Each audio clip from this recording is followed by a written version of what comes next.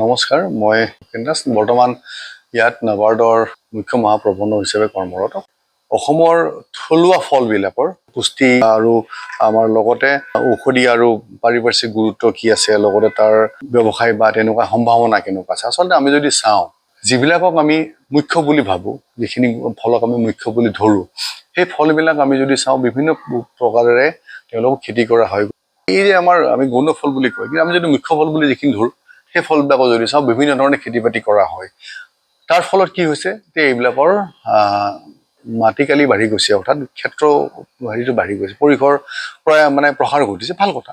কিন্তু আমি আন এটা দিশো চাব লাগিব। আমাৰ মানুহে বেছি গুৰুত্ব নিদিয়া ফল, কিন্তু আমি যদি চাওঁ যে গুৰুত্ব নিদিয়া ফলবিলাকতো আচলতে এটা বিভিন্ন ধৰণৰ কথা আছে। এতিয়া আমি ফল বুলি খেতি কোনেও থেকেৰা টেঙাৰ নকৰে, কিন্তু থেকেৰা টেঙাৰ ঔষধি গুণ কিমান আপোনালোকে যদি চাই, অসমৰ ভিতৰতে ডিব্ৰুগড় বিশ্ববিদ্যালয়ৰ ফাৰ্মাচিউটিকেল ছায়েন্সত তাতো এটা খুব ভাল ৰিচাৰ্চ হৈ গৈছে।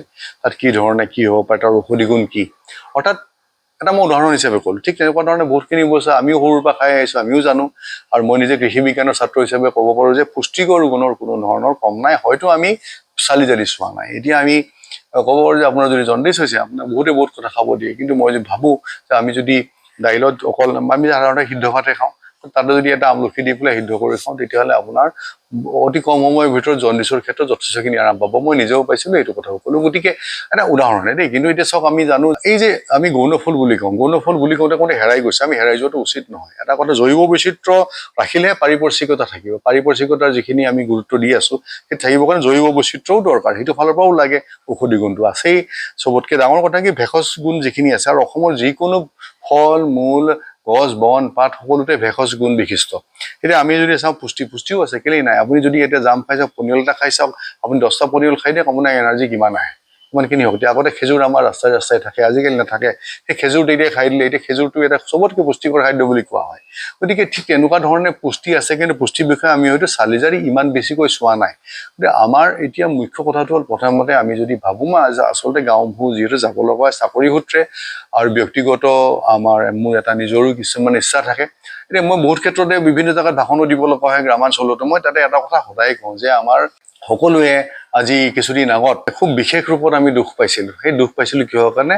জুবিন ঢুকোৱাৰ কাৰণে। জুবিনে কিন্তু সদায় আমাৰ যিখিনি ইণ্ডিজেনাছ ফ্ৰুটছ বুলি আমি যিটো ক'ম, যিখিনি আমাৰ থলুৱা সঁচ আছিলে, থলুৱা সঁচক সদায় গুৰুত্ব দি কথা কৈছিলে। গতিকে মই সকলো জেগাতে আমাৰ ৰাইজক অনুৰোধ কৰোঁ যে আপোনালোকে প্ৰত্যেক বছৰে নিজৰ বাৰীত, অসমৰ বাৰীবিলাক অসম বাৰীৰ কাৰণে বিখ্যাত, নিজৰ বাৰীত আমাৰ ৰাইজে যাতে 5ডালকৈ 10ডালকৈ থলুৱা ফলবোৰ কৰে। ফল লেটেকু আজিকালি দেখিবলৈ নাই। সেইদিনা মোৰ ছোৱালীক ক'লে, দেউতা লেটেকু খাম, ক'ত বিচাৰি পাওঁ, ক'ত বজাৰত পাওঁ, লেটেকু নাই। গতিকে লেটেকু নেদেখা হ'লোঁ, পনিয়ল নেদেখা হ'লোঁ, ঠিক তেনেকৈ সৰা আমলখি বা হলফলি সেইটোও নেদেখা হ'লোঁ আজিকালি। ক'ৰবাত হয়তো হঠাৎ এদিন দেখাটো ডাঙৰ কথা নহয়, কিন্তু আমি থলুৱাভাৱে আমি যদি কওঁ, অমৰাও নাইকিয়া হ'ল, মিঠা অমৰা, টেঙা অমৰা এটা সময়ত আমি খাইছিলোঁ চকলিয়াই, সেইটোতো আজিকালি মই নেদেখা হৈ আহিলোঁ, লাহে লাহে কমি গৈছে, অসমত কমি গৈছে। গতিকে এনেকুৱা ধৰণৰ আমাৰ যিবিলাক নিজৰ সামগ্ৰীবোৰ আছে, প্ৰত্যেকৰে কিন্তু বিশেষ কিছু পুষ্টি আৰু গুণ আছে। এতিয়া হয়তো কিছুমান বস্তু বৈজ্ঞানিকভাৱে বিশ্লেষণ কৰা হোৱা নাই, সেইটো কৰাটো দৰকাৰ। আৰু এইটো ধৰণে যদি আমি আগবাঢ়োঁ, এতিয়া ধৰক আমাৰ অসমত কৈ থাকে পাটশিল্প মানে আমাৰ ইয়াত পাট সূতাৰ কাপোৰ বিভিন্ন সময়ত লাগে।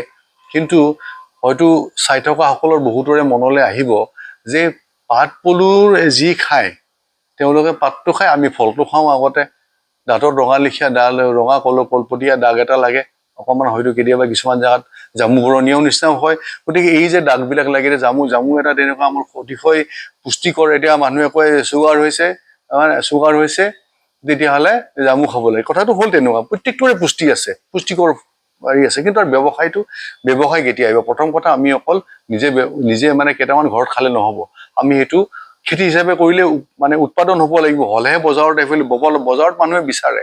আমি যদি চাওঁ চহৰ অঞ্চলত সকলোৱে বিচাৰি ফুৰে এই জামু কেইটামান ভাল পোৱা হ'লে, কিন্তু আমি জানো খেতি কৰিছোঁ। গতিকে এইটো অতিশয় গুৰুত্বপূৰ্ণ যে আমি খেতি কৰোঁ, আৰু নহ'লে কিন্তু আনে খেতি কৰি বেচিব, পিছত আমি কান্দি থাকিব লাগিব। গতিকে আমি এতিয়াই আৰম্ভ কৰোঁ যে আমি খেতি হিচাপে লওঁ, আমাৰ বাৰীবিলাকত ৰোপণ কৰোঁ, ক্ৰমান্বয়ে উপাৰ্জন বাঢ়ি আহক। এতিয়া আমি কওঁ, বহুতে কয় যে মাহী থেকেৰাকে চিনি নাপায়।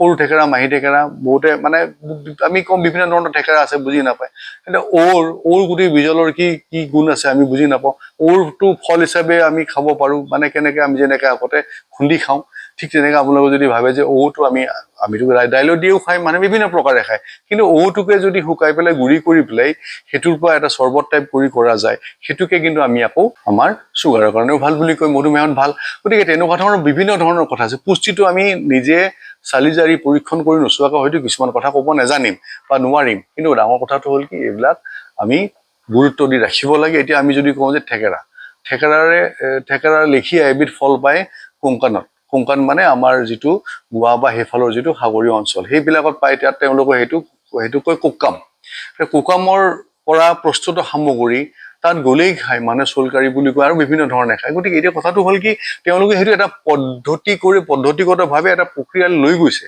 আমি কিন্তু সেইটো আমাৰ সংস্কৃতিৰ এটা বৈশিষ্ট্য হিচাপে আমি সেইটো যে মানুহ আহিলে আমি মানে আন বস্তু কিনি পেলাই দিওঁ অৰ্থাৎ স্কোৱাছ বা তেনেকুৱা কিনি পেলাই দিওঁ বজাৰৰ পৰা আনি পেলাই আমি কিন্তু থেকেৰা চৰ্বত মানুহক দিওঁ জানো সাধাৰণ কথা এটা থেকেৰা চৰ্বত দিলে তেতিয়া লাহে লাহে ৰাইজে ভাবিব যে থেকেৰাটো চৰ্বত হিচাপে অৰ্থাৎ কিবা এটা ধৰণে বনাই বিকিব পাৰি ব্যৱসায় কেনেকে ব্যৱসায় এনেই আৰম্ভ নহয় কোনোবাই কৈ পেলাই কৰি দিব নোৱাৰে আমি পদ্ধতিগত ৰূপত আমি প্ৰক্ৰিয়াটো আৰম্ভ কৰিব লাগিব প্ৰথম কথা কিন্তু ৰোপণ কৰিব লাগিব তাৰপাছত লাহে লাহে এটাৰ পাছত এটাকে বস্তুবোৰ আগবাঢ়ি যাব এতিয়া ধৰকচোন আপুনি যদি মোক প্ৰশ্ন কৰিলে যে আমাৰ স্কুল কলেজ ইত্যাদি বা সামাজিক অনুষ্ঠান আছে তেওঁলোকে কেনেকুৱা ধৰণৰ পদক্ষেপ ল'ব পাৰে যাতে আমাৰ নৱপ্ৰজন্ম এই ক্ষেত্ৰত তেওঁলোকৰ এটা মনত ধনাত্মক এটা ভাৱ গঢ়ি উঠে আৰু তেওঁলোকে কিছু কাম কৰিবলৈ আগবাঢ়ি যায় এইটো ক্ষেত্ৰত প্ৰথম কথা হ'ল কি আমাৰ স্কুলবোৰত আমাৰ বিদ্যালয়বোৰত আমাৰ সামাজিক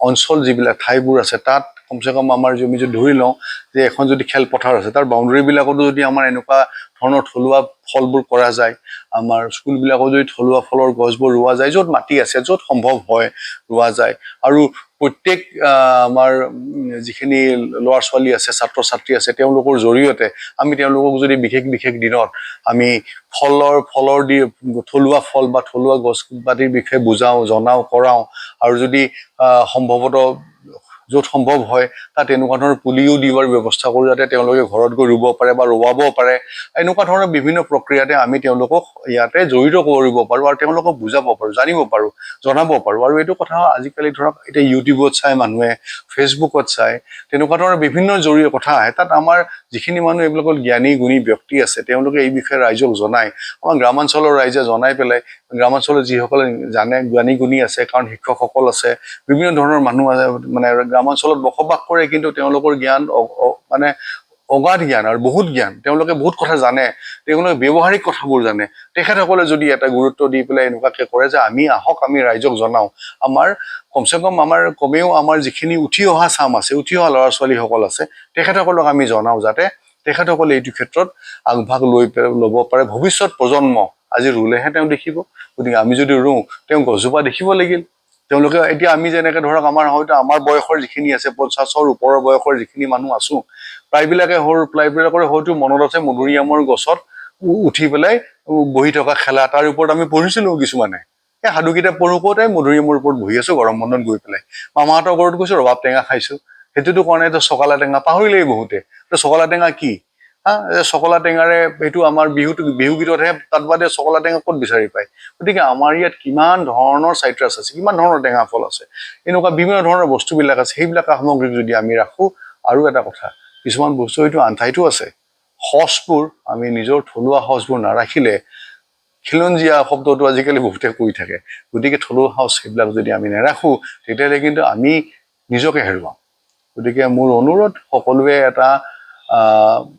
এক সংহত ৰূপত প্ৰচেষ্টা কৰিব যাতে পাৰোঁ আগবাঢ়ি যাব পাৰোঁ এতিয়া ধৰক আমিবোৰ চাকৰিয়াল মানুহ আজি মই আছোঁ হয়তো দুদিন পিছত মই অসমত নাথাকিম মোৰ বেলেগ জেগাত বদলি হৈ যাব তালৈ মই যাম চাকৰি কৰিম আকৌ হয়তো কেতিয়াবা আহিম কিন্তু যিসকল সদায় অসমত আছে বা বেছিভাগ সময় আছে আৰু আমাৰ লেখীয়া মানুহ যিখিনি সময়ত অসমত আছে সেইখিনি সময়ত আমি যদি আমাৰ থলুৱা ৰাইজৰ কথা ভাবাৰ লগতে থলুৱা অঞ্চলটোৰ কথা ভাবাৰ লগতে গছ বিৰিখ ফল ফুলৰ কথাও ভাবোঁ আৰু এই ক্ষেত্ৰত আমি সংৰক্ষণৰ লগতে প্ৰসাৰ ঘটোৱাৰ ব্যৱস্থা কৰোঁ যাতে উৎপাদন হয় উপাৰ্জন হয় আৰু ৰাইজৰ এটা সুন্দৰ এটা পৰিৱেশ গঢ়ি তোলে সেইটো দিনটোৰ আশা আমি নিশ্চয় কৰিব পাৰোঁ।